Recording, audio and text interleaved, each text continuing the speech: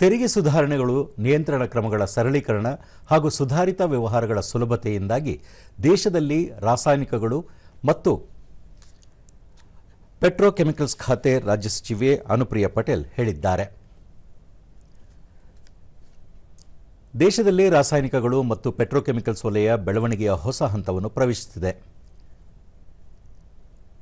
ಈ ವಿಷಯವಾಗಿ ಕೇಂದ್ರ ರಾಸಾಯನಿಕಗಳು ಮತ್ತು ಪೆಟ್ರೋಕೆಮಿಕಲ್ಸ್ ಖಾತೆ ರಾಜ್ಯ ಸಚಿವೆ ಅನುಪ್ರಿಯಾ ಪಟೇಲ್ ಹೇಳಿದ್ದಾರೆ. ದೆಹಲಿಯಲ್ಲಿಂದು ಫಿಕ್ಕಿ ಆಯೋಜಿಸಿದ್ದ 14ನೇ ಫಿಕ್ಕಿ ರಾಸಾಯನಿಕಗಳು ಪ್ರಶಸ್ತಿ ಪ್ರದಾನ ಸಮಾರಂಭದಲ್ಲಿ ಅವರು ಮಾತನಾಡಿದರು. ಈ ವಲಯ ದೇಶದ ಉತ್ಪಾದನಾ ಪರಿಸರ ವ್ಯವಸ್ಥೆಯ ಬೆನ್ನೆಲುಬು ಎಂದು ಸಚಿವರು ಬಣ್ಣಿಸಿದರು. 5% ಮತ್ತು 18% ಸರಳೀಕೃತ ಜಿಎಸ್ಟಿಯಿಂದಾಗಿ ವಿವಾದಗಳು ಕಡಿಮೆಯಾಗಿವೆ. ರಾಸಾಯನಿಕ ತಯಾರಕರಿಗೆ ಇದು ಪ್ರಯೋಜನ ಕಲ್ಪಿಸಿದೆ ಎಂದರು.